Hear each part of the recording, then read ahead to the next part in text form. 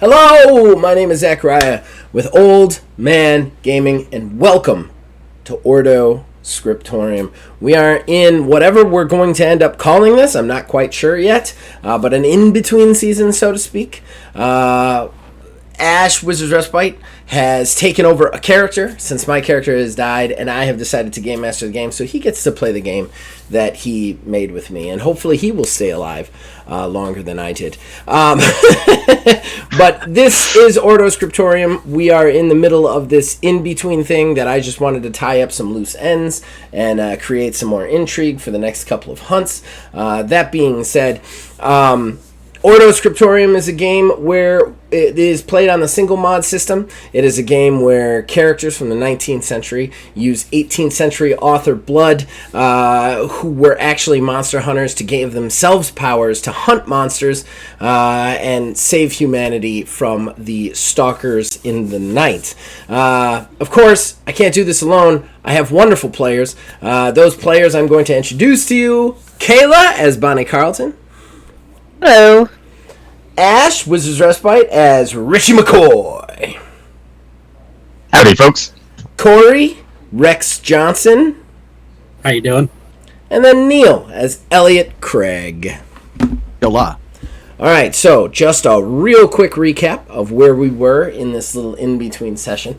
Bonnie Carlton had ran into Frankie, her one-time flirt, potential boyfriend, who was killed in an alley by a stalker, which actually made her realize that she was going to be an author, turned her into an herald.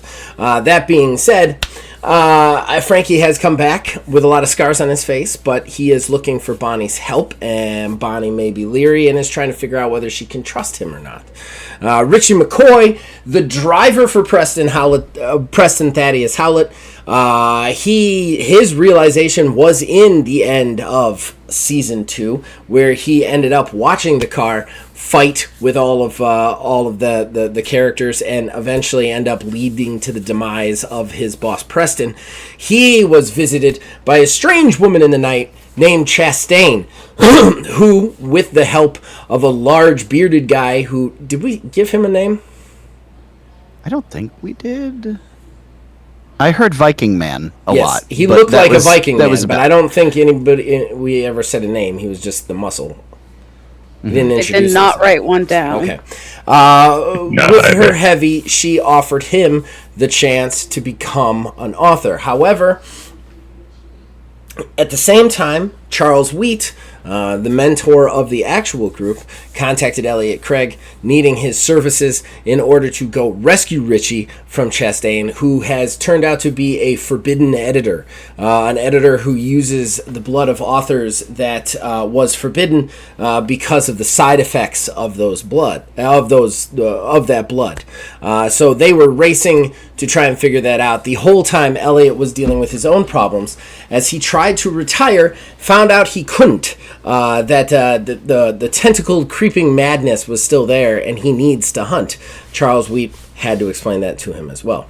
Rex, on the other hand, was contacted by a lawyer, a well-dressed man with black hair with a silver streak of hair down through his through a part on his left side.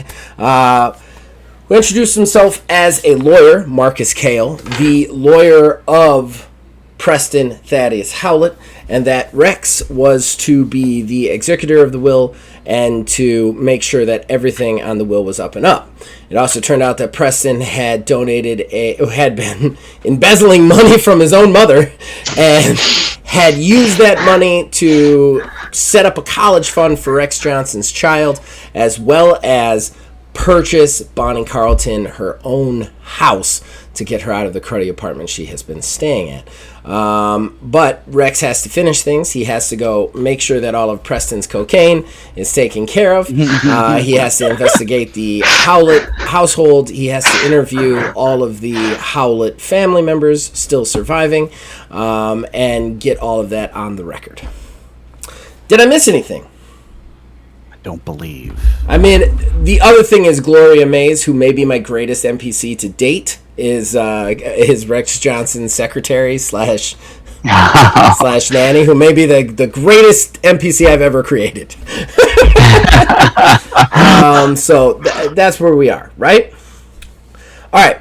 So, Elliot, it has begun to rain as you guys speed into northern New York State.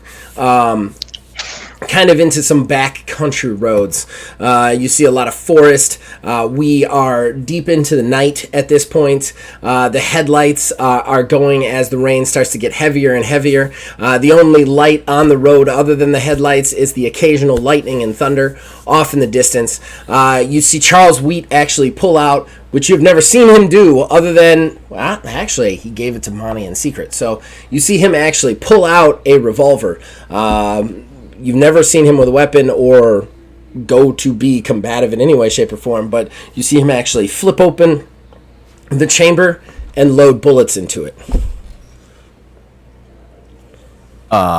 So if you have that, does that mean you're like taking lead, or am I taking lead? Like, what is happening? Are we coming out swinging? Are we going to try diplomacy? Like, what's up? He looks up and goes, I have no interest in killing another author, whether they have the blood of forbidden donors or not. That is not my intent. However, forbidden authors can be violent, they can be impulsive, and I will not let you or myself come to any harm because of this. Nor will I let Richie McCoy come to any harm. That is our goal, is to get to him and stop him from making what may be the greatest mistake of his life. I have to ask. I mean, according to him or according to you? Ooh. You say that, and his face darkens a little bit. He kind of looks at you and goes, your best interests are my best interests, as well as humanity's best interests. There is a reason the Ordo Scriptorium frowns on use of that blood.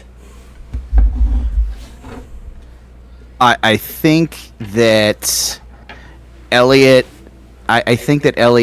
accepts the answer, but it has just a tiny bit of like suspicion associated with everything. Dissension among the ranks. Just a tiny bit. I'm okay with dissension. I like dissension. Okay. So how far do you think we are away from this place? As you say that, the car comes to a squealing stop right outside the graveyard, and he's like, "We're here." And then he's like, "We're here. There's no time to waste." He pops open the door and just starts to run through the rain up the pathway through the graveyard. Oh, wow. Okay. I guess I'm popping right out and chasing after him. All right, you start to follow him. You are probably about 10 feet behind. The rain has really picked up now. You're immediately soaking wet. It's that kind of rain as you get out. And it's noisy. Like, other than the thunder and lightning in the distance, it's the kind of rain that's just like, so it's very hard. You'd have to yell to actually be heard by Charles Wheat, and he is like 10, 12 feet in front of you at this point because he just got such a head start. But you're with him, and you're watching him, and that is the reason you don't see it coming. You get blindsided. It feels like a freight train hits you, the kind of hit that you maybe did. Elliot ever play any high school sports? I think he probably did football. It's that kind of thing. When you get a side hit, just full-on shoulder spear, when you're not looking in that direction, and everything kind of like you see stars and the wind is knocked out of you, you feel yourself go through the air for a second. Your other rib cage slams on top of a gravestone. You're hit from one side, thrown the other way. That side lands on top of a gravestone, and you fall into the mud. This is all cinematic. Don't worry about damage, because I didn't make a roll to do it. I'm not going to make a roll to have you be damaged that easily. But at that point, you kind of hit, you're kind of breathing hard, and you look up, and you just hear, "Whoo! All right.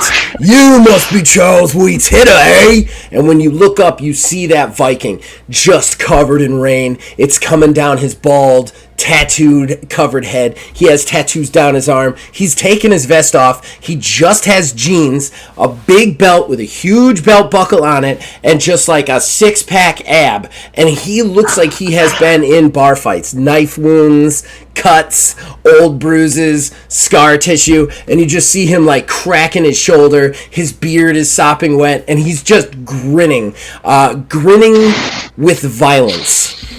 He's like, I've been looking to test it out, baby. Don't disappoint. And then he starts to kind of like rush you, basically. I want to see. From the second this happened, I want to take a look at. I want to see. Sorry, I'm looking at the. I'm looking for. Take your time. I'm looking for, because I cannot remember since I had lost my previous sheet. I rebuilt this as best I could. Is counter still a thing? Is counter still a thing? I believe counter is still a thing. Because it's still in the modern and the current single mod rulebook. I don't think the rules have changed. Does it require a momentum spend? I don't know. That's I'm trying to find it. Because it shouldn't. There's only one thing that uses momentum in the entire perk list after the rework. I apologize. I'm trying to find this as fast as possible. You're fine. I got counter on another character from a different game. If they fail an attack roll by 5, I can counter. It does not take momentum. Okay, yeah. Well, I would say that he didn't fail. He thoroughly succeeded on what he was trying to do. So, anyways, so I'm on my ass. Mm-hmm. Kind of hands and knees at this point, like you roll to your hands and knees. Okay. All right. I think this is kind of a game recognized game situation. So he gets up and he's like, oh, okay. Hey. Just like fully leaning into the crazy part of everything. I think he just snaps right back into it. All of his apprehension about going back to this life because it came so naturally. He actually kind of puts his hands on his hips and like looks down at the ground. Is like, puts his hand out for a handshake. Was it a hand out for a handshake? Hand out for a handshake. He looks down. He goes. Impressed. I'm sorry. Say that again. I didn't catch what you said. It's just I'm impressed. It's like, well, okay. A fighter recognizes a fighter, huh? He shakes your hand. All right. Craig. Elliot Craig. Dorva. And then he just steps in and he's going to try and cold cock you with all of the strength in his total full body. Yeah, let's have a wrestling match in a graveyard right now. This is exactly how I wanted this to go. All right, so what exactly am I rolling against this then? It is. We're gonna say he gets the drop on you. Like we're gonna give him initiative because it's just a one-on-one fight. So he's just attacking. You can defend, and then it'll be your turn. Should you survive all of his punches? Should you survive? Well, 23. That'll do some do. Yeah. That'll definitely do some do. How much? By how much will it do some do? Give me a moment here. Because it's a pretty brutal doing of do, I think. You still got to roll, because remember, it's how much he beats you by. Yes. And remind me again, what am I rolling to get my total here? It is... Agility and unarmed at this point. Okay. I think I only have one madness right now because of my key ring. Okay. You still use it, though. Yeah. And that only applies to damage, I believe, for me. I'm pretty much never going to change my torches, by the way. Oh, that's fine. That's totally fine. It takes a long time to change them anyway, so. I assumed you'd have lit the ones you had before because your character was attempting to retire anyway. Right. So, you don't have to 11. 11, so you're going to take 13 points damage? Okay. What's your soak? That's conditioning plus endurance. That should get you below death save. That'll take 3 out of it. Your conditioning and endurance is only 3 total? Endurance 2, conditioning 1. Again, So I'm working off the old sheet. So you're all DPS, no tank. Okay, that'll take it down to 10 exactly. That is not enough for a death save, but you will take an injury save. So we're going to roll to see what he injured. He gets a 5. I'm pretty sure that's head. So your maximum momentum is reduced by 2. okay. And he just, boom! You ain't never been hit this hard, and you've been hit by a demon car. This guy just drills you, and this is a heavy blow. You leave your feet and, like, sprawl backwards and end up sliding through the dirt backwards. He hits you so hard that you don't move for a second, and he just, like, cracks his neck, and he goes, "Oh! I was expecting more," and then he starts to walk away. Like, that's how much he thinks he kicked your ass right there. It's your turn. He's not going to spend another momentum to do an attack because he thinks you're done. Elliot goes, "Nope," and just runs at him. Yeah! Spear! Goldberg! Please don't bone me on this. It's melee plus force, right? Yes. No, it's unarmed plus force. Wait, is there unarmed? I don't. Somebody is getting the loudest notification that has ever existed on the face. That is a Ring camera notification. I know that sound. Yeah. Yeah, that was my doorbell. Go. I'll make sure to do that. It's fine. My wife has it for now. Oh, okay. All right. Well, that's even better. All right. There is a hand-to-hand skill. That's what you would be using in a hand-to-hand fight. Okay. Well then, You no. got your belt, right? Your belt chain? Yeah, that's. Well, I think that he probably wouldn't have brought it, if I'm being completely honest, because he didn't know what he was getting himself into. So it'd be hand-to-hand it's plus just- force then. Plus Yeah, so whatever just- your madness is. Of course, I'm gonna start rolling dog shit. Of course, I'm gonna start rolling dog shit. Yeah. 7, or no, not 7, 8. Okay.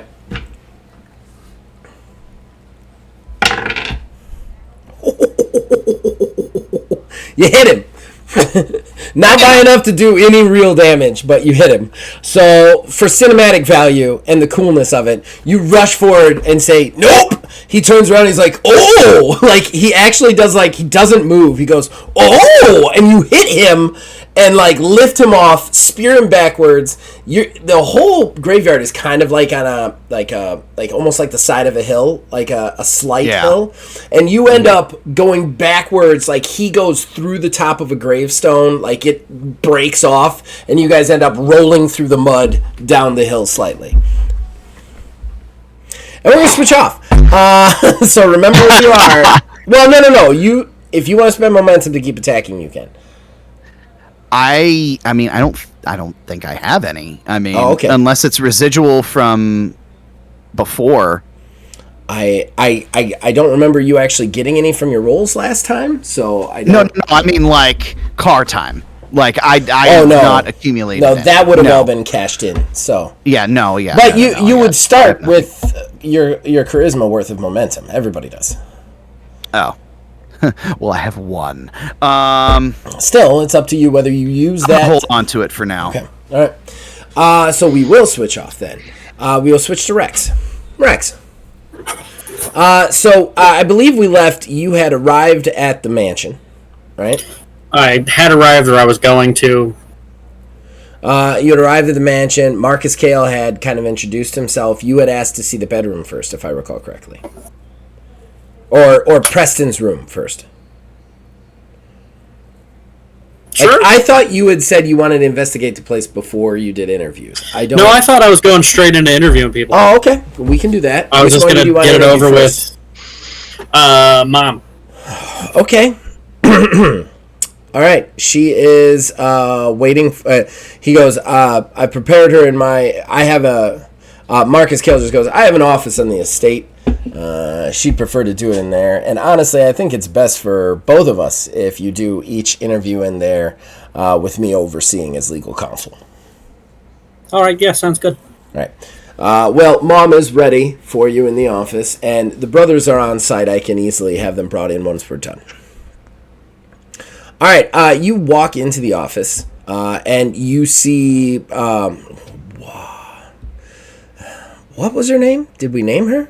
Or was it just Mama Howlett at this point? Did you name her? It's your mom. I know. We did name her. I feel like I said her name at some point in a past game.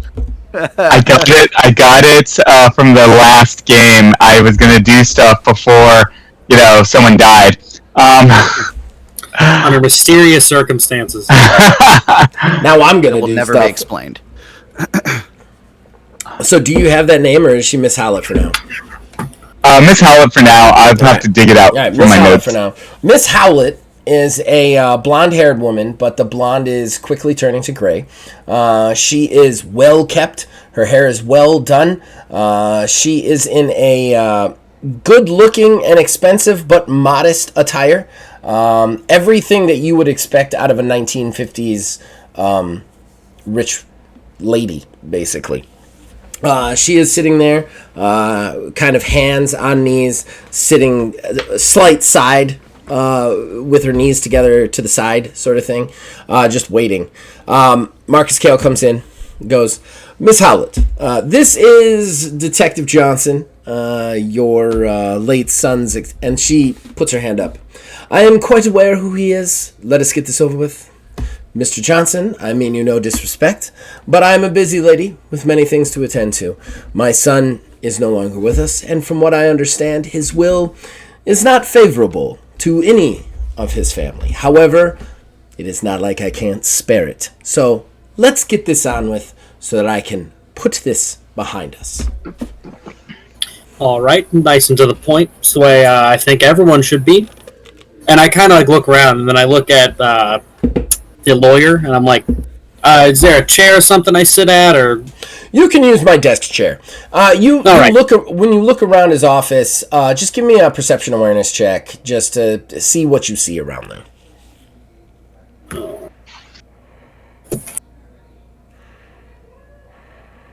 That is a 25. Okay, all right. You look around, and you just see different pictures of him being photographed. You can recognize him from the white part on the left side of his head. So I'd go take a seat. Mrs. Howlett, kind of open up the will. Okay. What does it say she gets? She doesn't get anything from Preston. Not a damn thing. Okay. She doesn't get anything whatsoever. She's basically paying for the funeral and being told to fuck herself, sort of thing. Like that's what it is. Look at it, kind of like maybe flip through it, like look at the back, and just the bonuses of having the dead character now game master. Mrs. Howlett, I apologize, but your name just isn't on here. I am aware. Me and my son had a less than optimal relationship, I would say. It only got worse after the incident with his father. Well, I mean, I guess if you have no issues with not receiving anything of his, and he didn't want you to have anything of his, I guess we're done. I don't really know how wills work. I've never had to use one personally myself. No, I have no issues whatsoever. I know that you are supposed to search the grounds as well when you're done with these interviews. I do think you'll understand that I have made a good number of my residents off limits to you. However, I have made sure that that Mr. Kale here, that Attorney Kale here will be able to take you to all the places that Preston frequented while he was on the residence. Sounds fine with me. I just have the list that I have to go over, and then we're done there. So she looks at you. She goes, "Now for my questions." She says that, and I kind of look at the attorney like, really? He shrugs. He kind of runs his hand through the part on the right side of his head, and he just kind of like shrugs at you. Not sure what to tell you about this, but she continues. She goes, You have been made the executor of my son's will, a person I have never met, nor have I heard of. And while I do not pretend to have had a good relationship with my offspring, I believe that I would know who you are. So, what exactly are you to my son, and how did you get this cussy position? And should I be investigating you, good sir? Well, you can investigate me all you want, ma'am. I'm not going to open book, as private detectives kind of have to be. We are slightly government regulated. I knew Preston. We were friends. Just kind of hung out from time to time around similar circles. Not the bad circles that you think of, which I'm sure you only assume he hangs out in bad circles. She's like, well, he was killed with a gunshot to the heart, so I can only assume that most of his circles were negative ones. I was definitely not in that circle that he sadly passed away from. Not in that reticle. I mean circle. I mean That's not suspicious at all. that wasn't our circle. The reason I believe he chose me as the executor, which was in the letter he gave me, was he wasn't exactly fond of anyone, here at least, and he wanted a third party. Of course he did. He was ungrateful till the very end. She stands up and points at a picture on Marcus Cale's desk. A picture with Marcus Cale standing there, that sheen silver part on his left side, standing with her and with Preston on the other side. No one is smiling in the photo except for Marcus Cale. At that point she goes, this man should have been the executor. He has been the representative of this estate for many years. Many years. I trust him, as did Preston. So why he picked you, I have no idea. However, I will make this very clear to you, Rex. While my son was ungrateful to the last, and an eternal thorn in my side and the side of this family, I will express to you that if there is any wrongdoing on your part, if there is anything that is not above board, and if any of this comes back on my family in any negative light, I will not just own you, I will own whatever you own. Your business, your detective agency, your family, anyone you have ever talked to will hate you, and then I will have you murdered.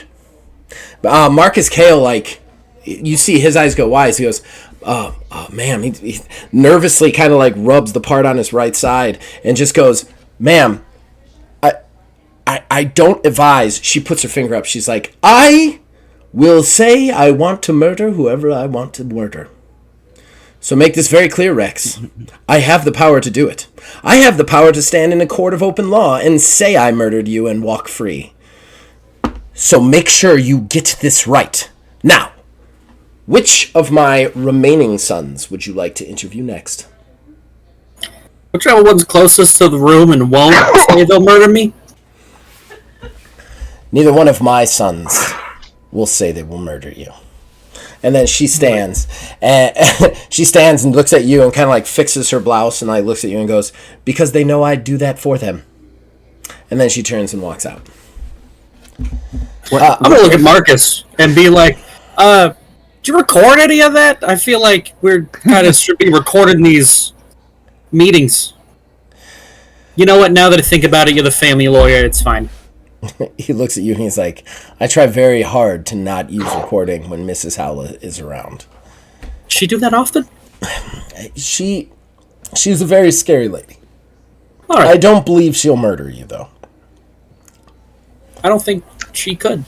But let's send in whatever brother you can round up. He walks out for a second. You have a moment in his office. Anything you want to do? The closest desk drawer. I'm just going to open it up. Okay. You're snooping. Give me a perception awareness roll.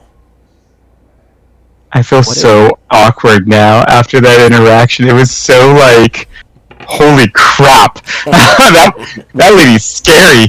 What if his whole secret agenda is to actually have Rex finish the job and kill all of the Hallets? That is a 23. Wow. Pays to be perceptive. All right. Okay.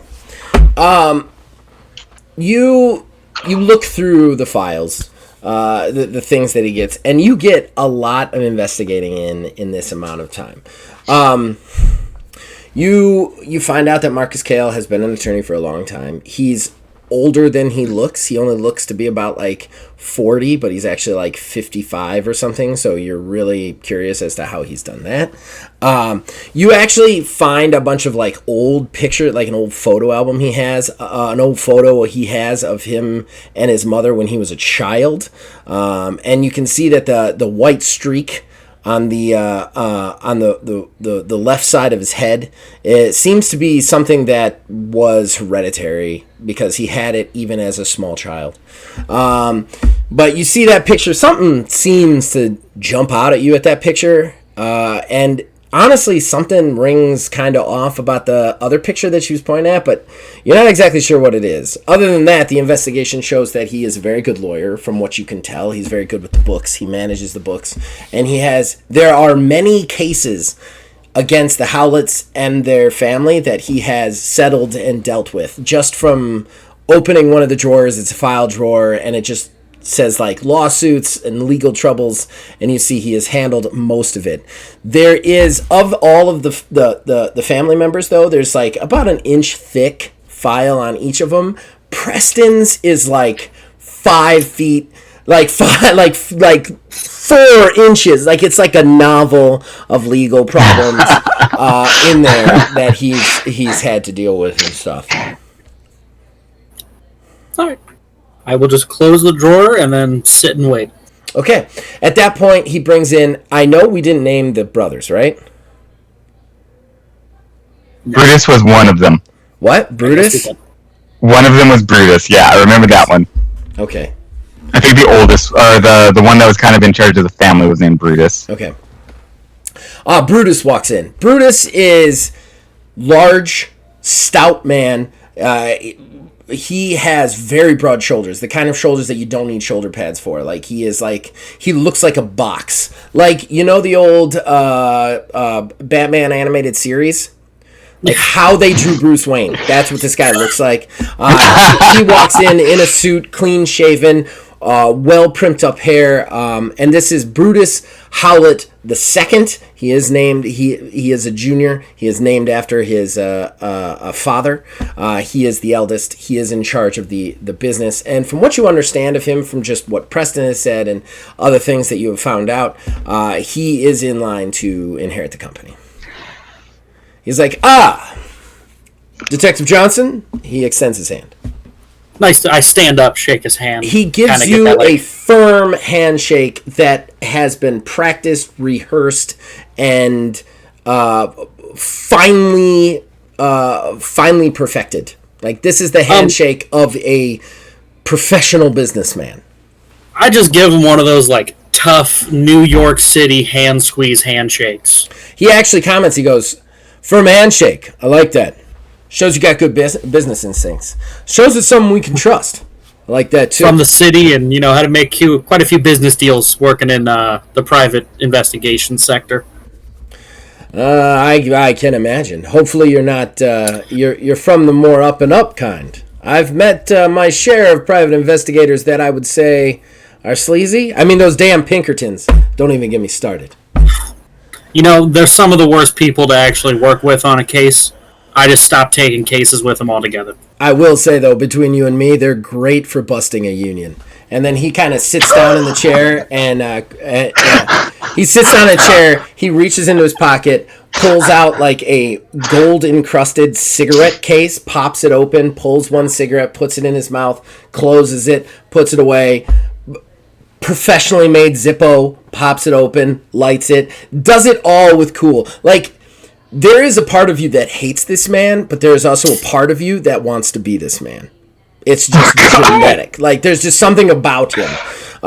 He is a fancy man of the highest order. He flips the lighter, puts it away. So, you have some questions for me. I mean, questions more like running through the list of whatever Preston asked me to do, his final wishes. Oh, my brother. He can be a little bit... Oh. He actually, you see, there's a little sadness in his face. He's like, he could be a little bit problematic for the company. He had a hard time finding his place with us. Yeah, that's what I heard. I know you've met my mother. So you can imagine how important finding your place is in this family. Yeah. All right. And I pull up the list, and I read whatever Brutus gets. I'm assuming nothing. Brutus actually gets his collection of poetry. Oh. Like, he has a specific poetry thing that he has secured in a safe deposit box in a bank in the city. And the key was entrusted with you to give to Brutus, which is very confusing to you. All right. So I will then grab the key out of my pocket. I'm assuming that's where I put it, in my trench coat, and I haven't taken that off because I have no couth. And I will be like, all right, Brutus, Preston wanted me to give you this key. It leads you to a safety deposit box at this bank in the city. He's entrusting you with a whole bunch of poetry.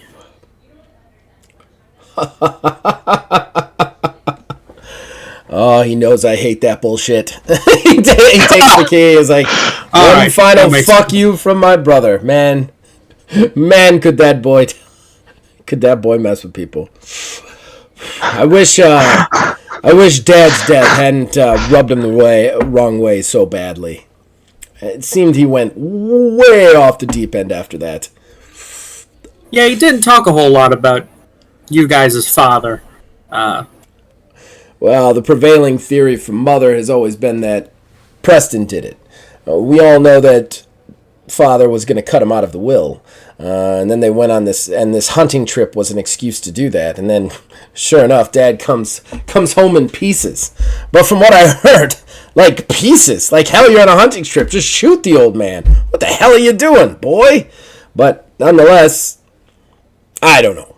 I never saw Preston as a murderer. A lot of things that I've had to bail him out of. Never a murderer. Yeah, I didn't see him as one either from the couple times we were together. He looks down at the key and he goes, so you were his friend then? You knew him somehow? Yeah.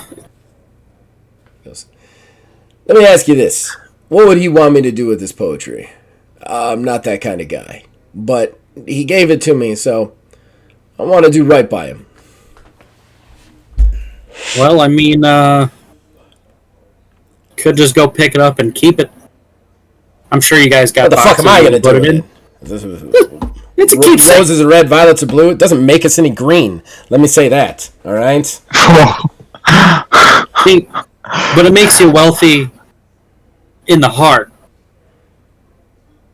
I don't know if you guys exactly understand. It is the 50s, so I am not going to say this because I don't want to say this word, but it's the 50s. So he'd be like, what are you? And then he would say the F word at you. Not the U word. Because I'm not going to say it, but it's the 50s and he would say it. What are you up? It's a Preston thing, all right? I'm not real big into poetry either. I just kind of play the ukulele. He leans in real close, as if somebody else is listening here. The only other person in here is Marcus, his attorney. But he leans in real close like he's keeping a secret, and he goes, was Preston a fairy? Oh, God. Not that I know of. Alright, well, that's you know good. what? Hold on, I just got an idea. That would look real bad for the family. And then he puts his cigarette out. I just got an idea. What you can do is keep one of them just to kind of appreciate the value when you do this, and then sell the rest off. Because just like Van Gogh, works of art are worth more when the author is dead. Oh, now you're speaking my language. All right, you want me to send the other brother in, or you got anything else for me? Is there anything else on the sheet? No. Nope. Preston gave you and Bonnie all of his money, so you can go ahead and send in your other brother. All right. He walks out, and Elliot. Because remember, he did also set up a fund for you to feed money to Elliot, but not for Elliot to ever know. Yes. So he walks out. Marcus Cale looks at you and goes, "Is everything going well? Getting what you need?" I ain't getting much. I was just here to give things and then kind of handle some affairs in certain spots of the property, and that's my job. All right. At this point, the other brother comes in. We don't have a name for him, so he is going to be Anthony.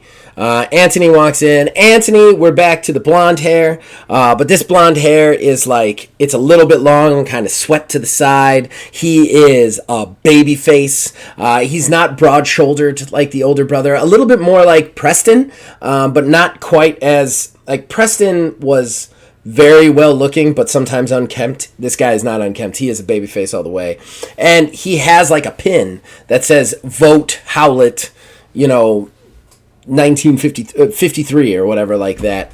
And then he comes in, he's like, "Hey, how you doing? Anthony I'm Howlett, a politician." I'll stand up and I'll give him the same handshake. "Hey, you got me. Are you a voting man? State of New York?" No. And I just sit down and I start lifting up the paper. He kind of frowns at you, and almost like it doesn't matter anymore, he kind of lets it down. He's like, "All right, so let's get through this." Yep, all right. What does he get? He gets, Preston had a car. He gets Preston's car. All right.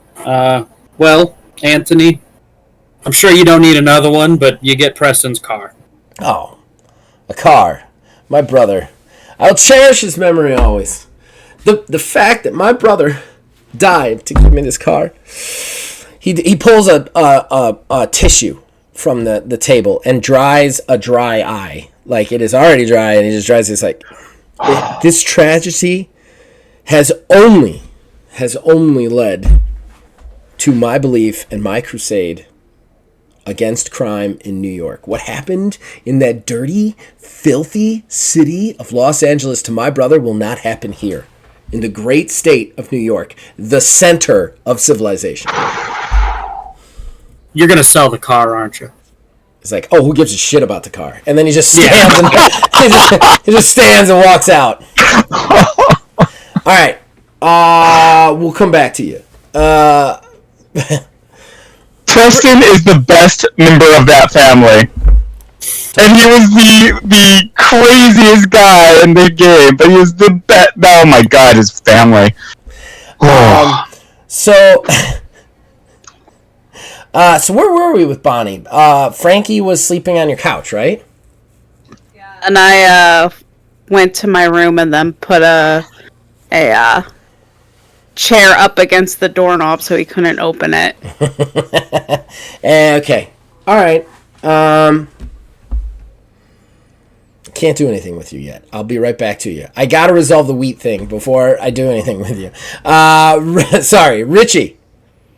Yes. You are starting to come to. As you start to come to, you feel this just like burning, itching sensation in your arm, and you notice kind of a wound, and then you hear some shouting, and then sure enough, in front of you, your restraints have been released. You're just laying in the chair, but in front of you, you see a large African American man, bald, well dressed, but he is holding a revolver in his right hand. You see the woman who came to your room, Chastain. She's just standing at him. They're both in front of you, about 10 feet apart. Chastain goes, "Really, Wheat? You actually brought a firearm? This is comical and also kind of worrying." See, Charles just look at him and go, "I will not let you corrupt this man like you have corrupted so many others. he will get a proper donor. She goes, proper donor? You don't know what a proper donor is. You never have. And the fact that you and the rest of the Ordos restrict these donors only causes more problems for heralds who can't find correct. He's like, enough, Chastain. You cannot justify your actions here. You found out about him first and you got to him first. But I will stop you from... She's like, it's already been done. It's already been done. Jules Verne. He goes, no. Are you serious? She's like, I am. Are you saying anything during this, Richie? Can I do a perception awareness to kind of get the lay of the land? Like, how far are they from me? Do I have my gun with me or anything? I don't think they ever took your firearm. I think they strapped you down and they took your coat and stuff, like your sport coat or whatever. But I don't think they ever took your firearm. Did you bring your firearm? You did. I brought my. Yeah. Yeah. Was it like? Is it like an old school like shoulder holster sort of thing? Yeah. That sounds about right for this guy. It's there. It's just dangling there. Okay. I'm gonna go ahead and pull my gun. Because he's got a gun trained on Chastain, right? He doesn't have it raised. It's just in his right hand. It's at his side, though. Oh, okay. Okay. I'm not trying to get you to not pull your gun. I'm just saying that the gun is not actually raised. They're just arguing. All right. Shoot. It's not raised. He's kind of messed up. He's still gonna pull his gun though, and well, no, because it's not raised, so he's not necessarily threatening. So I guess he's just gonna say, hey, whoa, what is going on here, Chastain? Who's this guy? Charles kind of looks at you. So you did pull your gun. No. No, you didn't pull your gun. You're just saying, whoa, who's this? Okay. Yeah. All right. Chastain looks and he's like, Mr. McCoy, you're awake. Charles looks at you and goes, Mr. McCoy, I am sorry for this situation. I could not get to you faster. Chastain goes, this is Mr. Charles Wheat. Let me just go ahead and introduce him. I believe your former employer gave you the card. You're friends with Preston. You were friends with Preston. Yes. I was Preston's editor. I selected H.G. Wells as his donor for him. I helped him understand his torches, his abilities, his responsibility, and all that came with it. I appreciate that you were Preston. Preston was a good guy.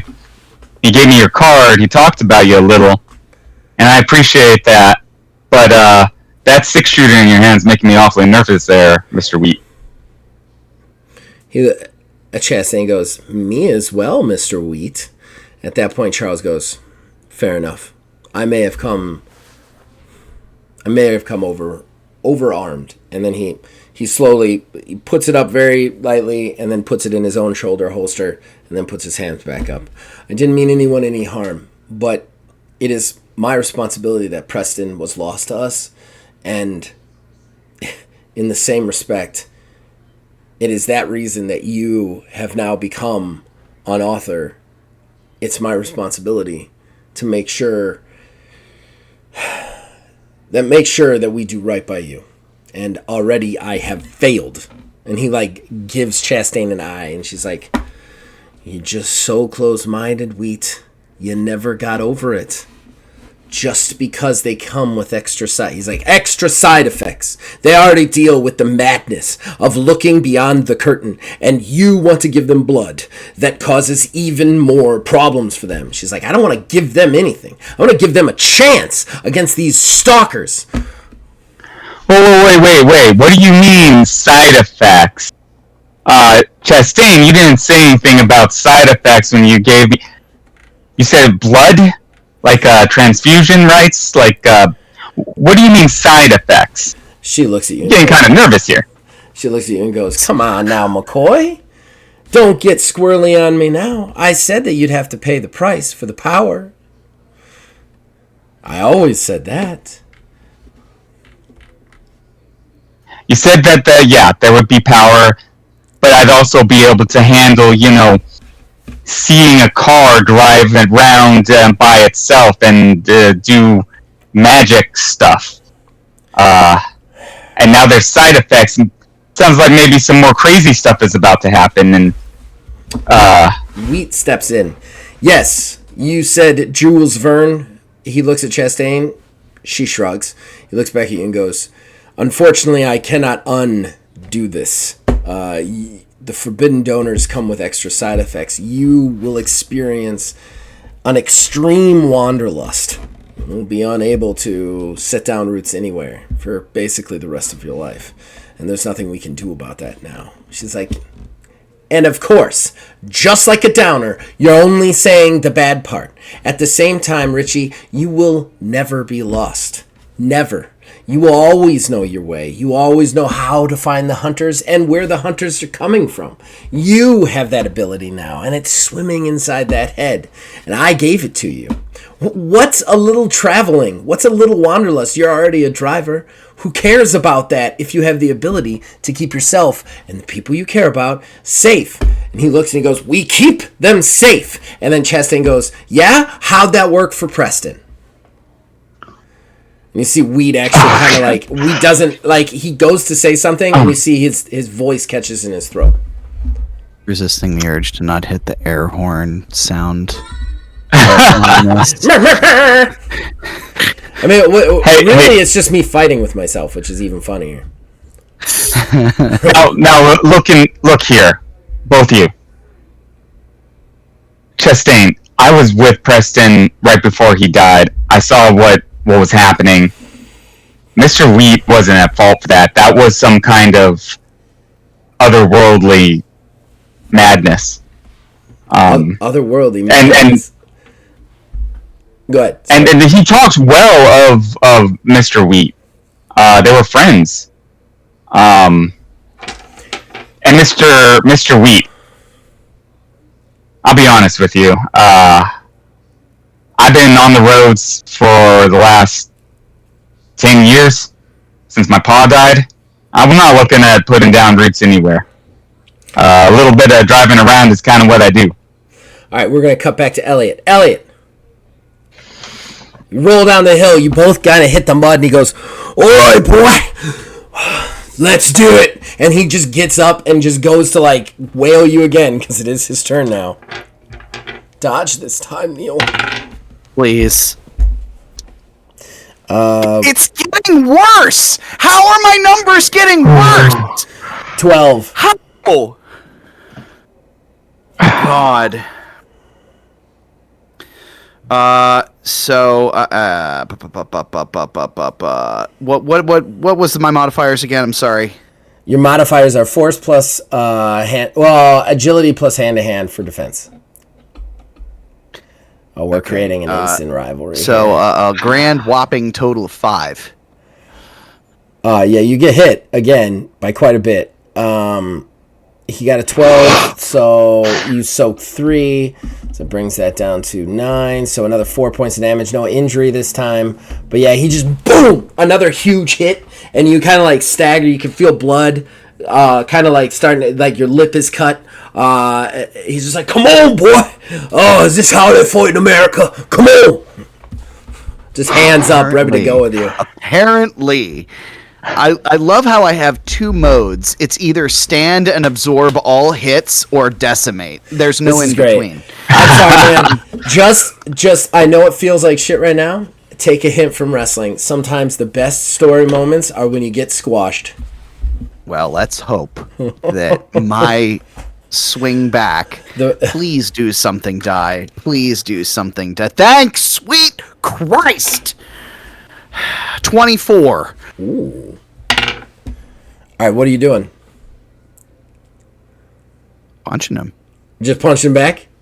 I mean, I'm just punching him back. All right, you stagger backwards and then just step in, huge overhand anime punch, and just he's kind of let his guard down because he's just pummeling you. And this time you just whack. It is like a sickening wet thwack as you hit him in the rain. You see the rain particles pop off his face as you nail him. You just catch him right in the right eye. You see he staggers and actually like falls to one knee and slides a little bit. He's like, okay, all right. You see him stand up, and you see he's got a cut over his right eye now, and you just see some blood coming down, and it's already starting to swell. He's like, gonna have a real knot, there I am. And he's just, are you gonna keep going, or are you passing? And gain a momentum, because you beat him by 1. By 5. By a lot more than 5. No, I think right now, I think Elliot doesn't necessarily appreciate the situation. He just sees dude who is actually like going toe to toe with him, even though he's been kind of getting his ass kicked, and he doesn't know what the situation is because he wasn't 100% sure as to what he was supposed to do. All he knows is he's there for muscle, and he's there with this guy right now, so he's assuming this is what he's supposed to do. Okay. So are you going to continue to attack him or pass? I'm still saving. I'm saving a momentum. Saving the momentum. I'm still saving momentum. Yeah. So add a momentum to your total, yes. and he rushes you. He rushes you again. Like just coming at you.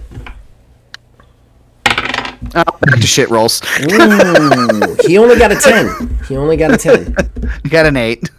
Total. Okay.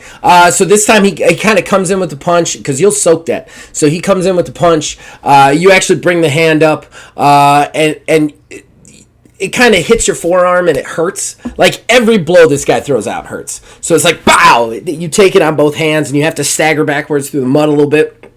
And you can feel the pain in your forearm. And I'm going to spend a momentum for him to attack again. Okay.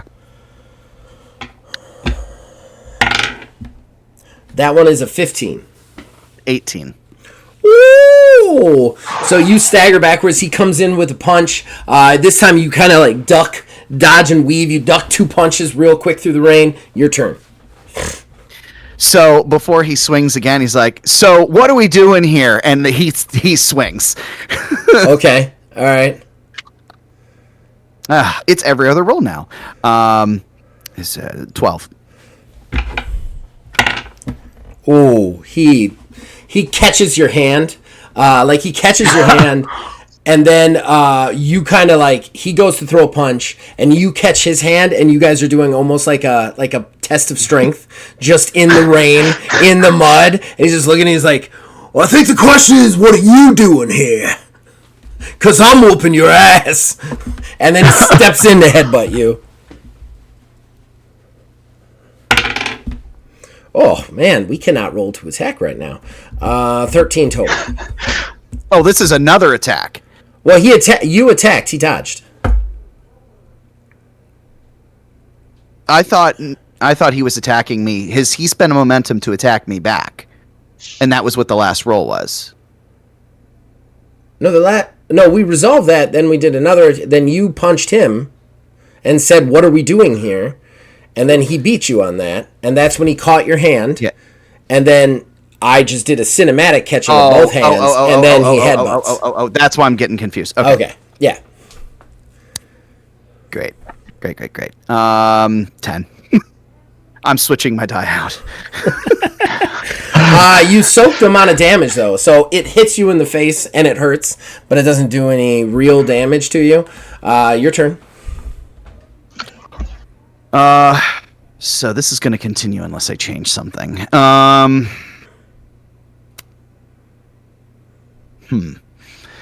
So we are no longer like arm locked. He just came back and swung again.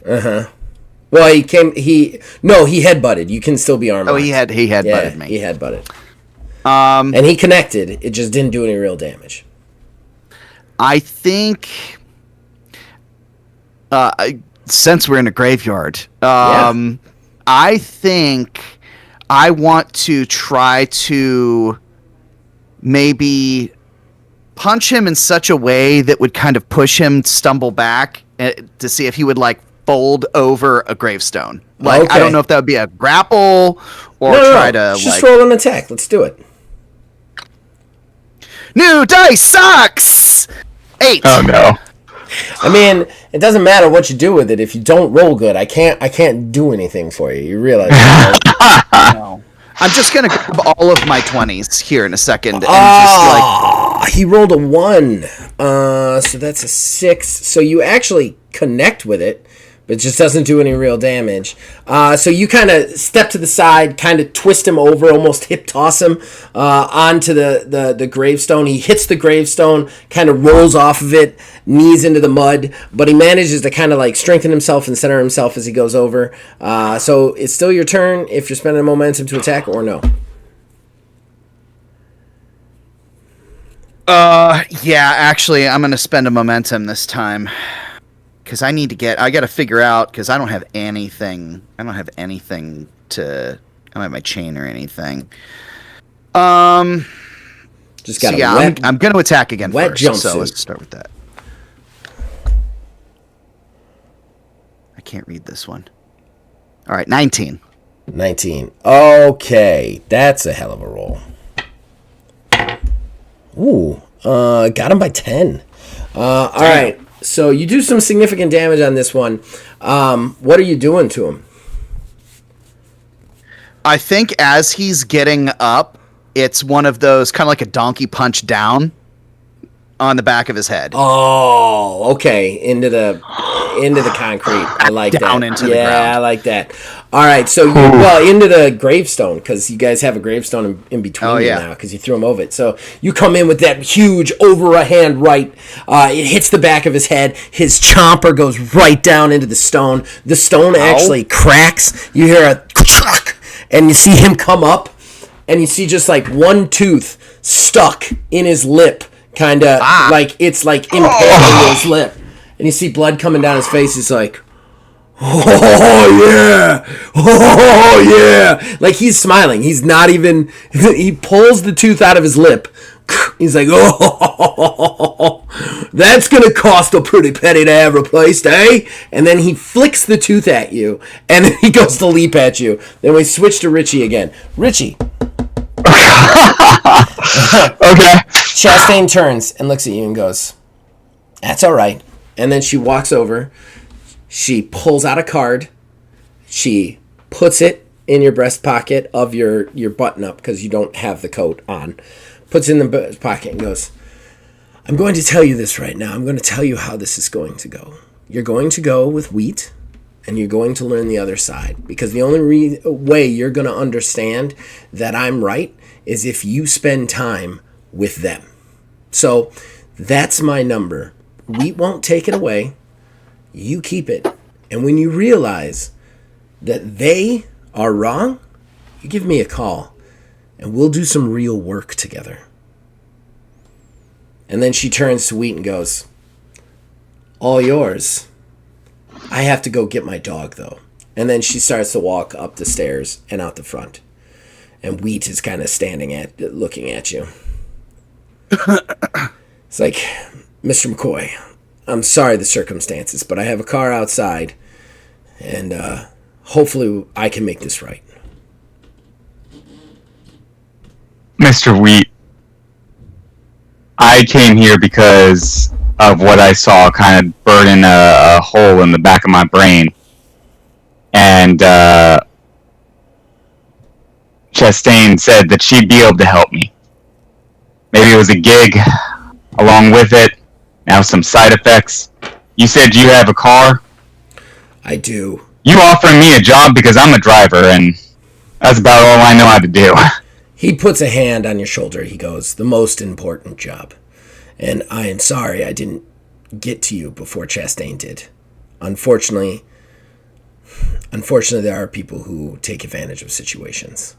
But I can assure you that I'll make this right with you. And I will make it right. I'll make it right for Preston as well. And then he starts to lead you out. You start to walk out. Outside, we just see Chastain kind of walk over.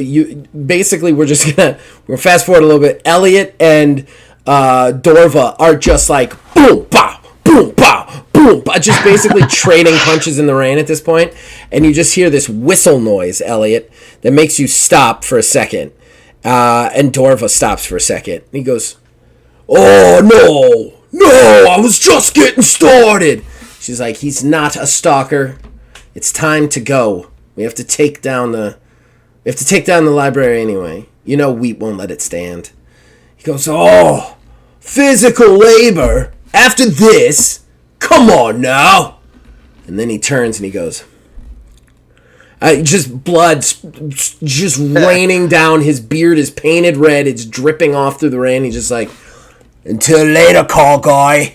And then he turns and he walks off with Chastain back up towards the mausoleum and leaves you nursing your own amount of blood from the cut lip on your face and the quickly swelling eye. If I may, I would like to take his tooth. Yeah, I'm gonna let you find that. I ain't even gonna make you roll for that, even though it's rainy and muddy, and there's no way you'd be able to find that. You just look down, tooth. You got his tooth. It's still stuck to his shirt. Blood is coagulating. Richie, as you walk out with Wheat, you see the Viking, but he's covered in blood and grinning. He likes, "Oh, you're letting him take the driver boy too? Oh, what a fucking waste." And then he looks at you and goes,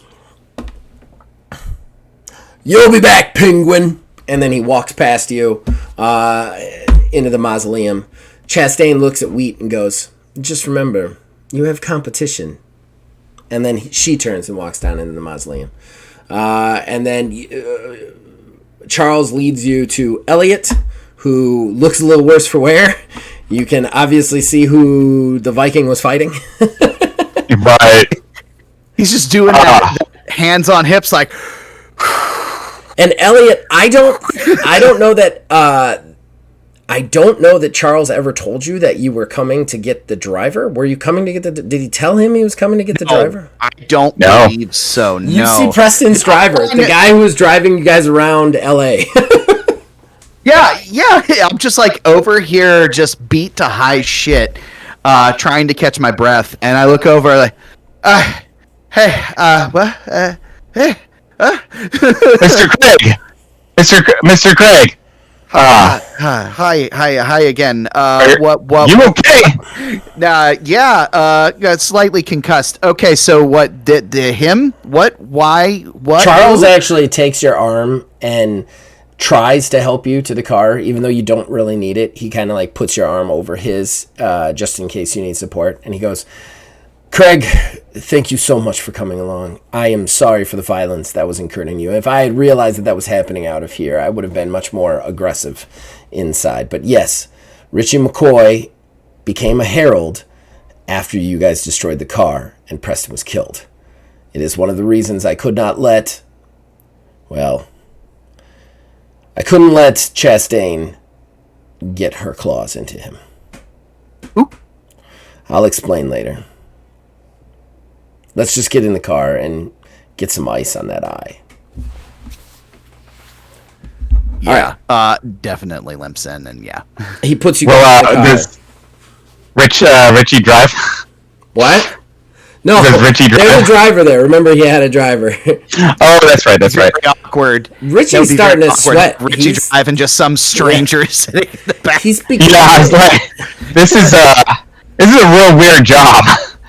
Your arm is How is itching. Richie feeling now? Yeah, like, is it just the arm, or is it any of the other, like, spooky?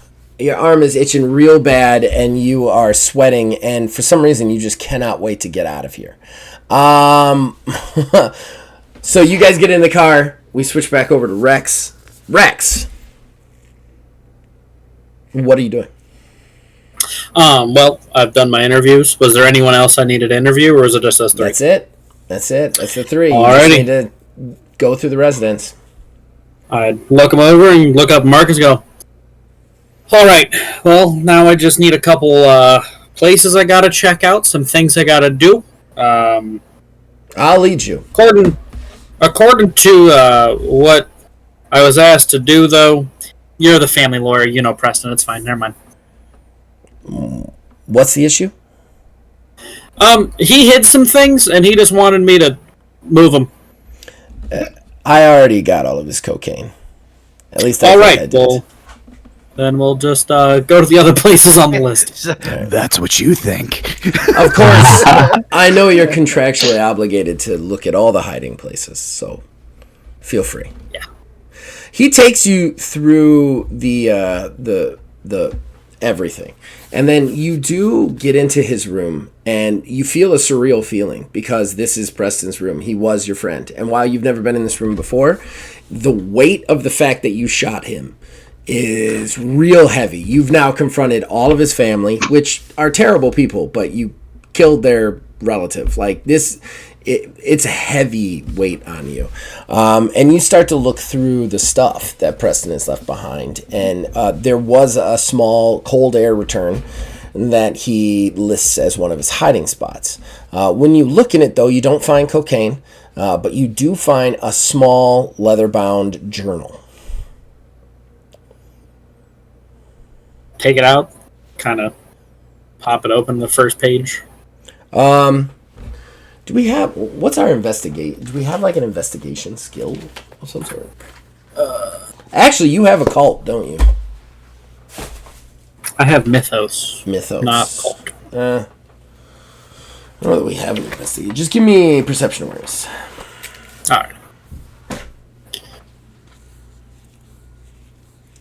right. It's gonna be a 25. Wow. Right. Take a momentum. All right. And roll better than Elliot does. Yeah, I was about to say, give some of those rolls to Neil next time. Love that. Would love that. You are looking through this book, and you come to realize that it is everything Preston has collected on his stalker, the one that made him a herald, the one that killed his father in front of him on that fateful hunting trip.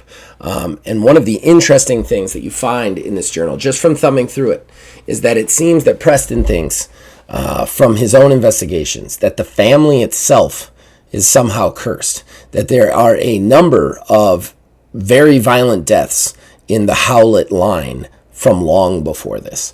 And he used to just think it was because all of his relatives were murderous bastards, but now he by the end he was starting to think that this was something else, like a stalker that stalks the Howletts. Is Marcus watching me as I flip through this, or am I kind of left my... Yeah, Marcus is there. He's always with you. Anything interesting in there? Kind of the ramblings of a madman. Did he ever kind of seem off or anything? Are you asking me if a coked up man whore ever seemed off? All right. I'm sorry about my French. I cared for Preston a great deal, but he always seemed off. How about mentally unstable instead of emotionally unstable? Should I repeat what I just said? All right. You mind if I keep this? No. You're the executor of the will. Keep whatever you want. Book in there.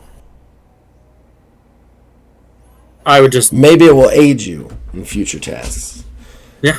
And again, just I go would through the rest of stuff then. I think you've handled all of this swimmingly, and I would personally like to engage your services in the future as an investigator for me.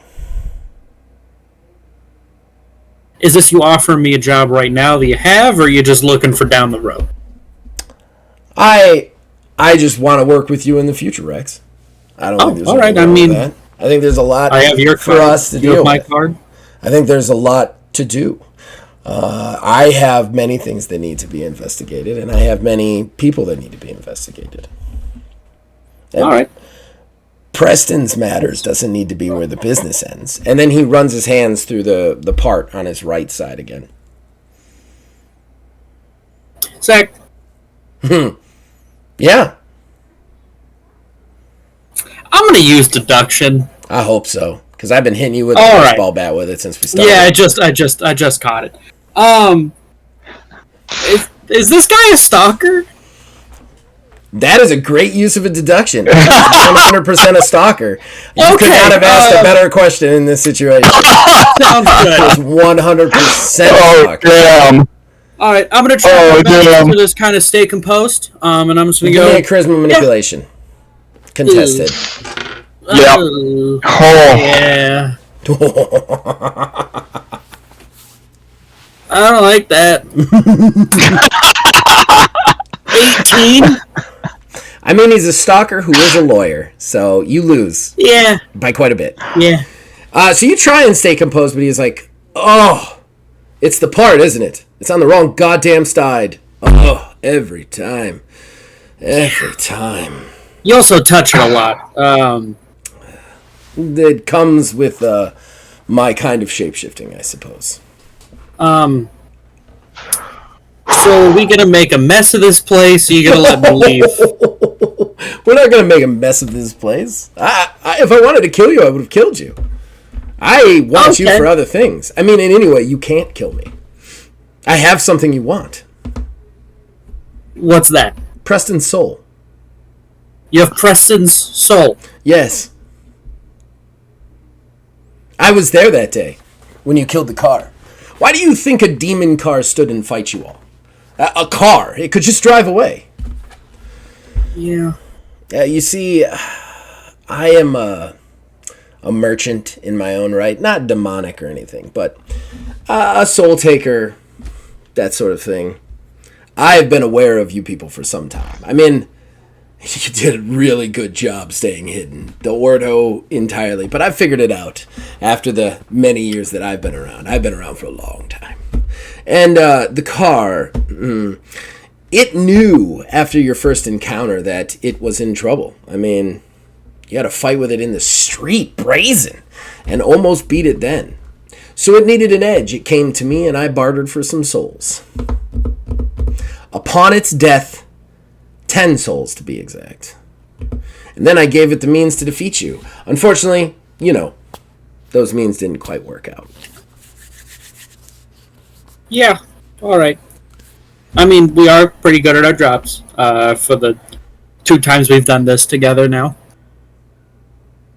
Yeah. Hold on a second. Let me make this easier for you. And then he kind of like walks behind like a table. Not even a table, like a mirror. And as he comes out, he's Preston.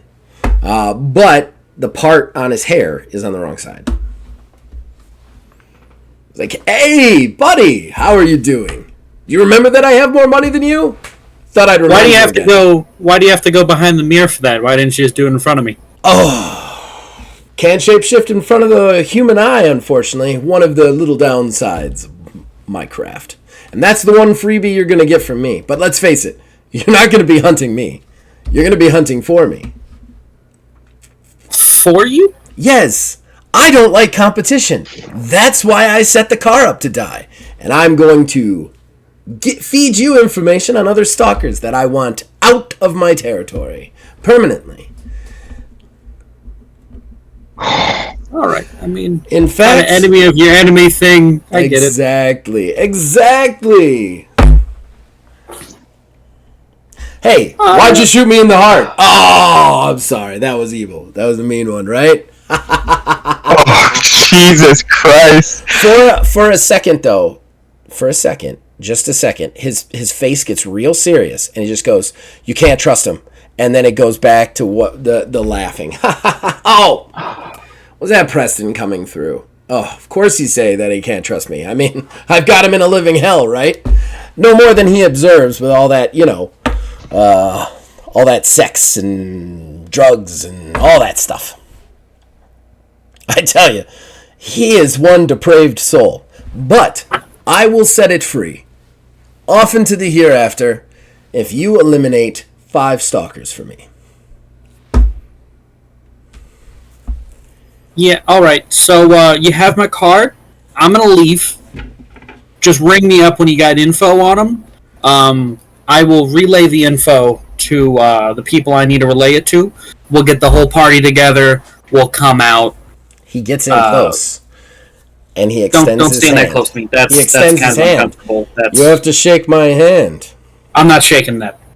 If you don't shake your hand, I will never release Preston. You will not be able to hunt me.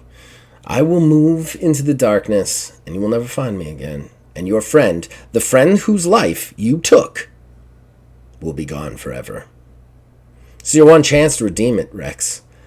Shake my hand and agree to the terms. And just so you know, the terms include not mentioning me to your cohorts. Alrighty. Give me a resolve. Endurance resolve.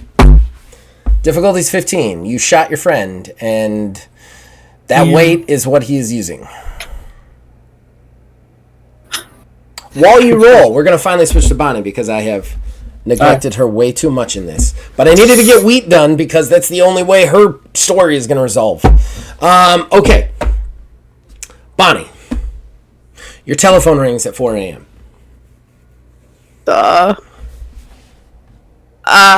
Okay, well, she startles, but her phone's like in her living area and she's in her bedroom. Okay. So yeah, she's frozen for a minute because she realizes if she opens that door, her dead but not dead love crush is also out there. So she pauses at her door without opening it. You hear a knock. Hey, Bonnie, I don't mean to wake you, but you're getting a phone call at 4 a.m. It might be the phone call we need. Sorry, I lost my New York accent there for a second. I forgot Frankie's got to have one. I lose it every once in a while. I know.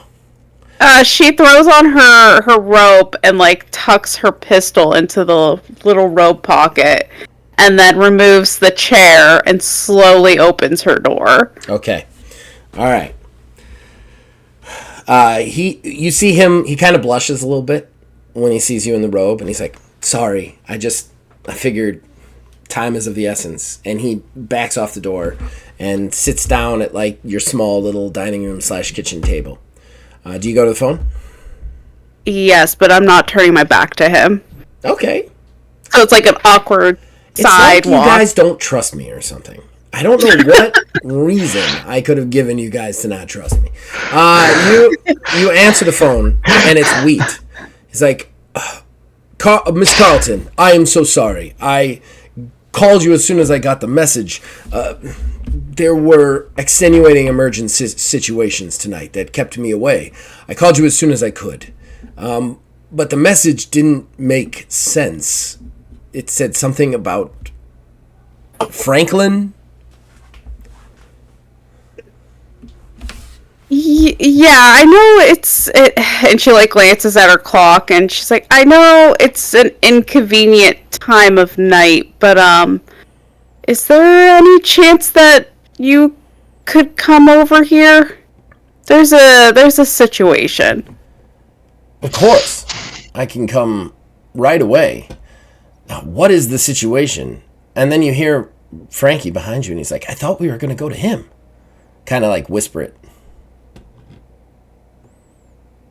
So you know how I got involved in all of this, and I thought someone was dead. You thought someone was dead? I was under the understanding that your first date with a man named Frankie was killed in front of you by a rather vicious stalker attack. Yeah, I did too. Is Frankie there right now? Yeah. Miss Carlton, do you believe he is a stalker? I don't know. But I would feel better if there was somebody else also here right now. I will come right away. We just dropped off Elliot and, someone else. And I can come, but Miss Carlton... Elliot? Yeah, Craig. I thought he was... okay. It's a confusing situation. I didn't realize you said that in character. My bad. It's a confusing situation. Again, to be sure, I had some things going on. Elliot was in a fight. I can't get into it, but the problem at hand, you let him into your apartment. Do you think he is a stalker? Instantly, there's tears now. And she's like, I don't know. Oh God. When you say I don't know, you kind of look down, you look away from Frankie for a second, then you look up, and he's standing there in front of you, and he's like, "Oh, you why cut are you out." crying? I don't. Oh, okay. I will say it again. You start to cry. The tears come in your eyes, and you kind of blink for a second, and when you blink, he kind of stands, which makes it creepier that he's just standing all of a sudden when you open your eyes, and he's like, "Why are you crying, Bonnie?" There's just a lot happening. Don't worry about it. And I kind of like take a step back. Frankie takes a step forward and goes, Oh no. Bonnie, Oh, I hate this. I think we should go meet Mr. Wheat at the library. That was the plan, right? That's how you're going to help me, right? I just think with the time of night, it's better for everyone if we don't leave here and he comes to us. Mr. Charles is like, is he threatening you, Miss Carlson? I'm not sure. He looks at you and goes, I'm not threatening you.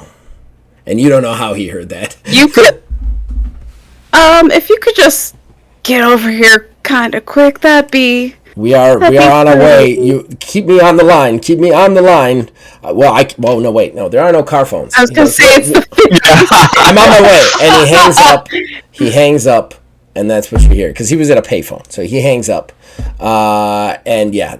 And he goes, you know, she's really going to be upset that I've botched this up. Who are you?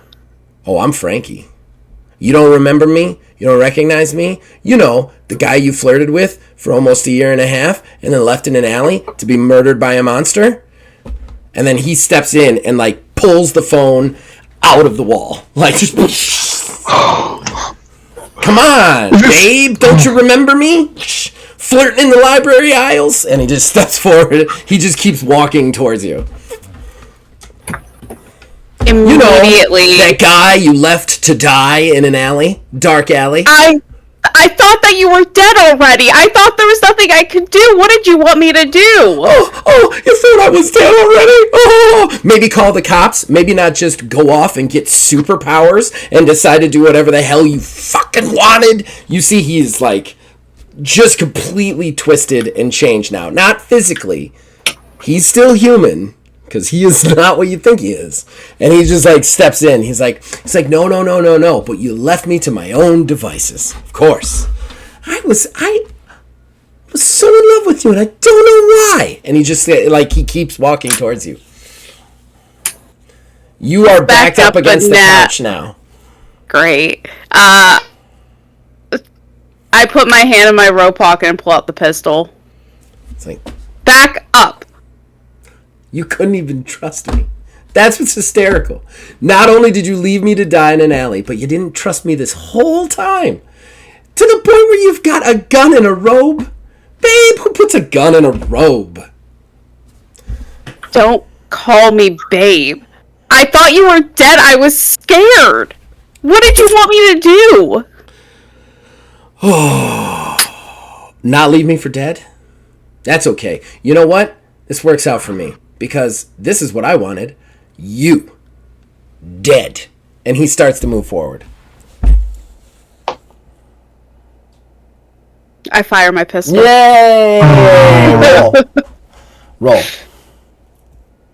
And what modifiers do I use? You use ranged and force together as your modifier.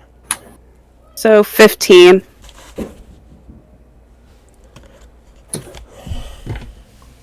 I want to get some popcorn. He gets shot. He He takes it right to the chest.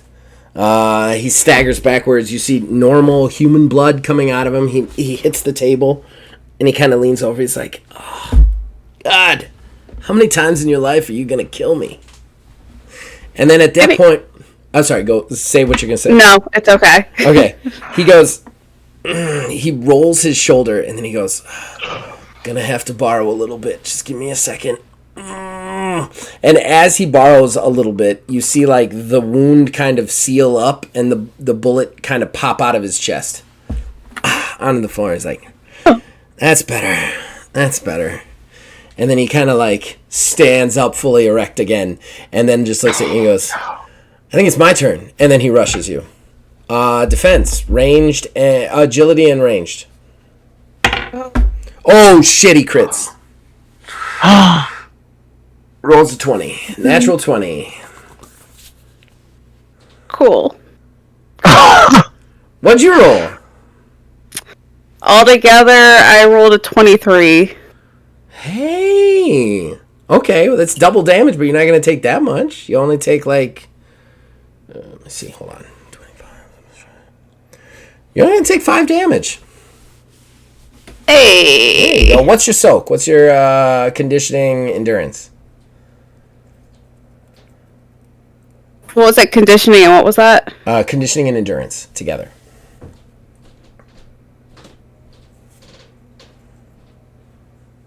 I don't think I have conditioning, so just 1. Yeah, it would just be the 1 then. So that soaks it down to 4. So you're not even going to take an injury. You see, he steps in. He actually catches your face. Like he's moving like lightning fast, catches your face, and flips you over the couch. You go flipping through the air and end up face firsting through your coffee table. Gosh. Yeah. It's a wooden coffee table, but it still hurts like a bitch. And then he's like, there we go. And then he reaches down, he grabs the couch, and he pulls it up and tosses it out of between you guys. The couch actually kind of goes up end and just into the cheap plaster of the apartment wall, just onto its sides. He's like, you think Wheat's gonna get here in time to save you? He ain't. I mean, this Bonnie, is really what I your wanted. teeth in him. I wanted you. I want to kill you for this cyclical hell you put me in. You left me in. I should never go on a date. I wouldn't have got my face ripped off by a monster, and I certainly wouldn't be indebted to it. And he starts to step in on you. It's your turn. Turtle power. I'm scrambling backwards on my hand, almost backwards crab crawling to get away from him to make space. Crab walk.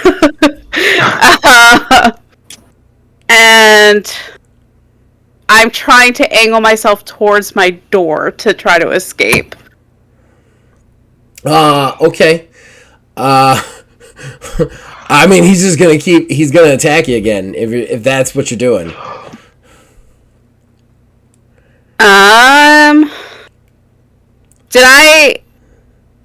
When he threw me into the coffee table, did I lose my pistol? No. Okay, I will fire at him again then. All right. Go ahead. Even though I know it won't do much. And remember, you can spend momentum.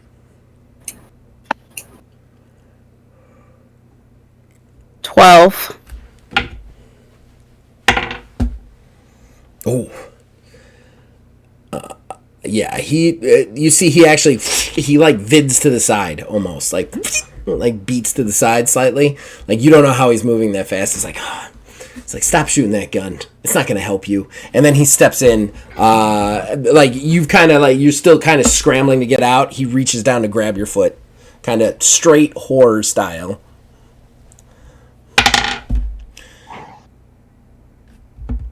$17. 17 altogether? Mm-hmm. 19. Nice! All right, he grabs your foot, and with your other foot, you just kick up and just, nail him in the face. He's like, oh, you fucking bitch! And then he, staggers backwards. It's your turn. I want to use the opportunity to get up. Okay, you're up. From the ground. Okay. And I am going to run to my front door and try to leave my apartment. Okay, all right. Give me an agility acrobatics check, because you have to go around the couch. Okay. Your apartment is very small. 17. Okay. 7. That's good. You kind of slide under your couch and then to the door. You pull the door open. You get out into the hallway. You start to run kind of towards the stairs down the building way. There's a couple of people opening their doors. Some are peeking out, but they see you running in your bathrobe with a fucking revolver or a derringer, and they all just start shutting their doors. As you're about to get to the stair, he's like, oh. He pops the door open. You see him come out the door, and he's like, I didn't say you could leave, honey. And then he just like runs, like Terminator sprints at you down the hallway. No. I hate this. Yeah. So roll to dodge. Did you say roll? Roll to dodge, yeah. Okay. Ooh. Oh. 18. Oh, yeah, no. No, by how much? That's important. I rolled a 4. Oh, shoot. So what's your total bonus? My bonus was 1. Just 1. You don't have ranged? Yeah, it's a 1. Yeah, but you get to add your agility too on the defense, so it's ranged plus agility. Oh, then it's a 3. There you go. So your 4 becomes a 7. So he beats you by 11, which is unfortunately still a death save, I believe. No, because you have soak. You have soak, which is endurance, right? Endurance and conditioning, which is what? 1. Okay, so that'll take it down to 10. That keeps you from death saving, which is great. I don't want to kill any of you. And then we are going to do an injury check in a second. But he, like, just as you're about to go down the stairs, you feel him slam full force body block you. And you feel yourself lift up over the stairs and just go flying. There is a window at the stairwell because it's like a box stairwell, and you crash through it. You were on the second floor, right? Second or third floor? What do we say? Second floor. Second floor? Yeah, you crash through the window. Give me a real quick roll for your injury. Oh my gosh. 10. 10. 10 is arms, I think. I thought it was the head. Is 10 head? 10 might be head. I'll find it. Give me 1 second. I was going to say I have a pulled up too.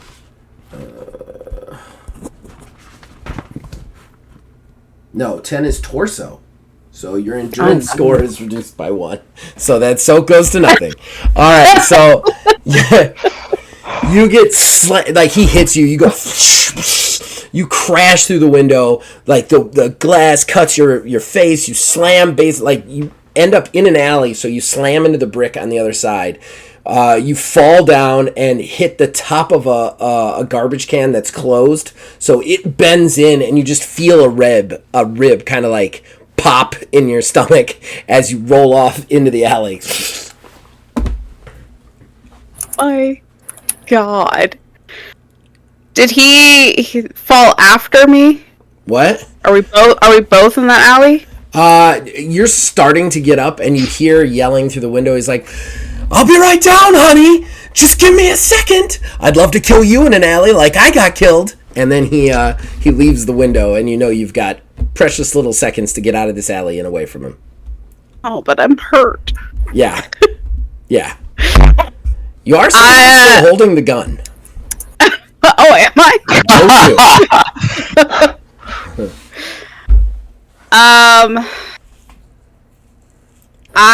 Because I live there, I know which way he'd have to come from the front of the building. So I go further down the alley away from where I would expect him to go. Okay. But I'm like injured, hobbling. Okay. All right. You're kind of injured, hobbling down the hallway as Frankie, the whole reason you're a hunter in the first place, like busts out of the side door of the building and just is like, honey, stop running! And you just see him walking down the alley. You see him, like, kicking things, like almost obnoxiously, like he's getting off on this now. Like he's like kicking things he doesn't need to kick out of the way, like garbage bags and wooden crates, just to make it more of a scary situation. He's like, I'm gonna take my time with this. I'm gonna kill you. I'm gonna do to your face what she did to my face, and then I'm gonna kill you. I'm gonna kill you so dead you're never gonna boom boom boom boom. You just hear these huge gunshots, bam bam bam bam, one after the other behind you, and you turn around. And you see Frankie like stagger forward. He hits a wall, and you see Charles Wheat just like Terminator walking down the alley, firing his revolver at Frankie.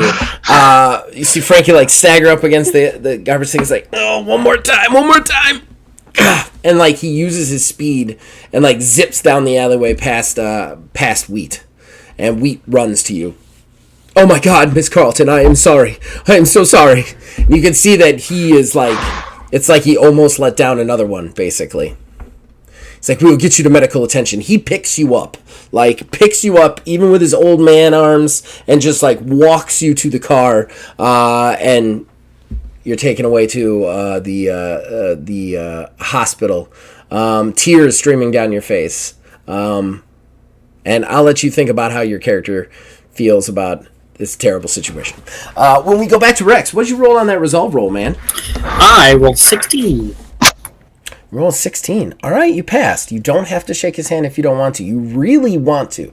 You only passed by 1, so you really want to, but you don't have to shake his hand if you don't want to. I kind of stick my hand out and then stop. And I look at him.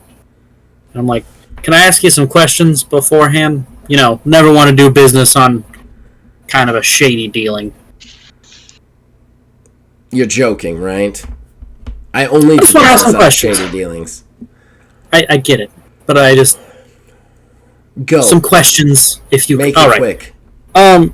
First of all, you say you release Preston if we hunt 5 of these things to happily ever after time. Yes. When you say happily ever after time, does this mean another form of hell, or does this truly mean the afterlife where he can live peacefully? I will release him from being bound to me. I am not privy to exactly what his afterlife will be or where his soul will go after that, but there is no demon that is beholden to me, and I can assure you part of this deal includes that I will not let this soul go to another stalker of any sort. As I said, I am a competitive man. I do not want any of them to have him.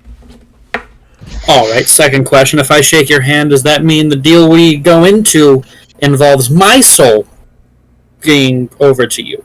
Have I said that it would involve your soul? No, but I haven't dealt with very many of your kind, so I just covering my everything. Fair enough. Let me go ahead and do this. And you see him kind of like, he does some quick hand gestures. Give me a mythos roll.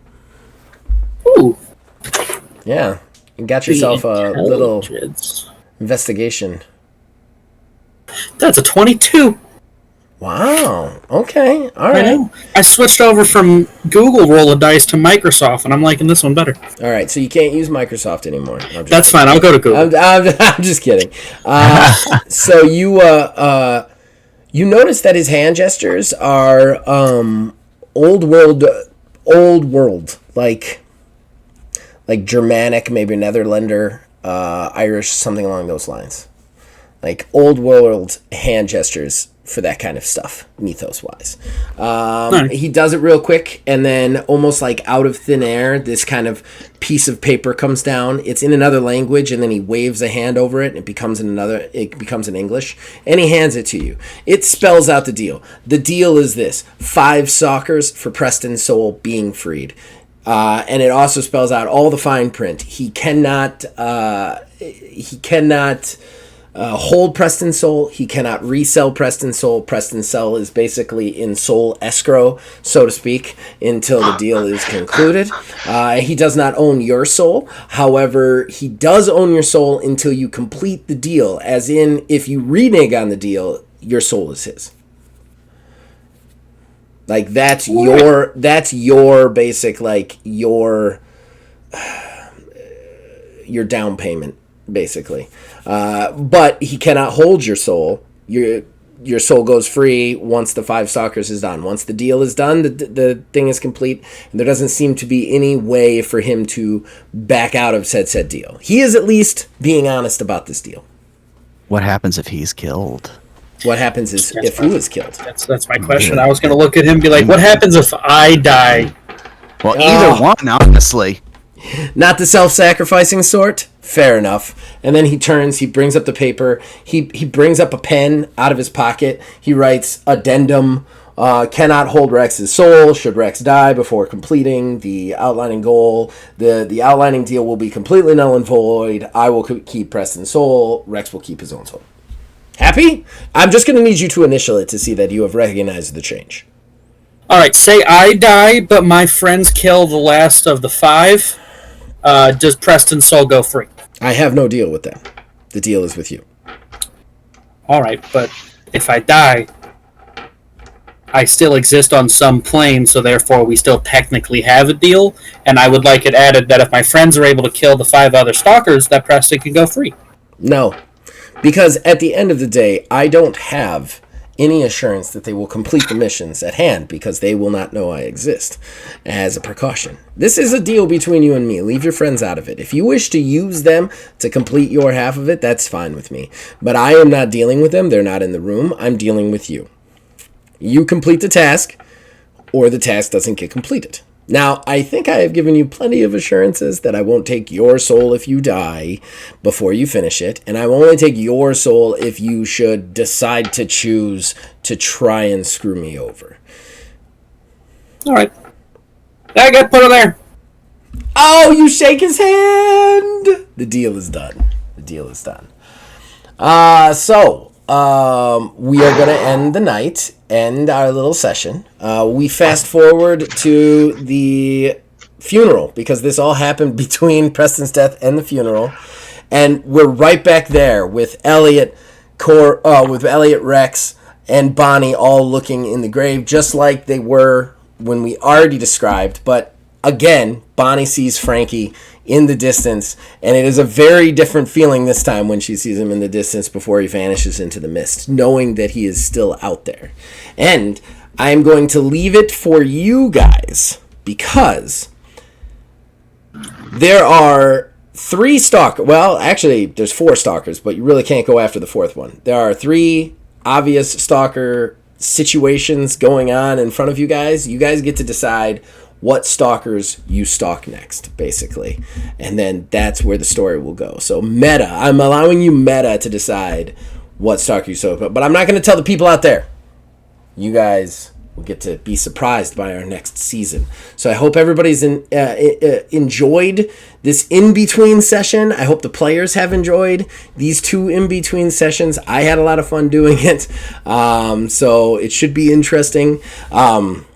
But we must do the thing where we give everybody a chance to plug their things. Kayla, what would you like to plug?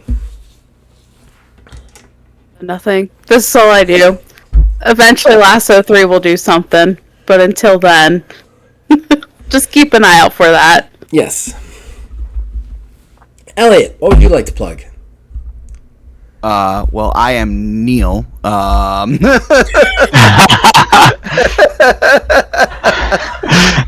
So we have the podcast, Horrible Gaming Podcast. Doing my best here, man. I'm doing my best. Obviously, I don't appreciate the shade.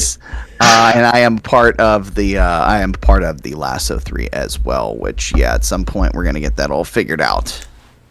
It's coming. Corey.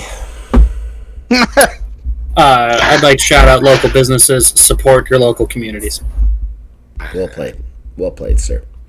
And then finally, Ash/Wizards Respite. Wizards Respite, as always, wizardsrespite.com. All of these episodes in the past, all of our previous seasons can be seen there. Future seasons can be seen there. This episode, the other in-between episodes can be seen there, and a lot of other TTRPG stuff, as well as shirts, articles, everything TTRPG. So yeah, please check that out. As far as me, you know it, the channel, Old Man Gaming. Anything TTRPG, go to Wizards Respite for. Give us both of you. Otherwise, we do a lot of gaming stuff on the channel as well. We also talk TTRPGs with Wiz, but we also talk video games with Neil, not Elliot. And we also do Let's Plays, reviews, all sorts of stuff on there. We are a cavalcade of weird, old man, low-quality viewing shit. So check that shit out. And then other than that, I hope everybody has enjoyed this. I really enjoyed doing it, and I can't wait for Season 3. I am working on it now, and you guys can also reach us on Axiom Games LLC / Old Man Gaming. You can check out Wizards Respite on Blue Sky as well. And then, as long as you guys keep watching and listening, we'll keep making them. We'll see you guys next time.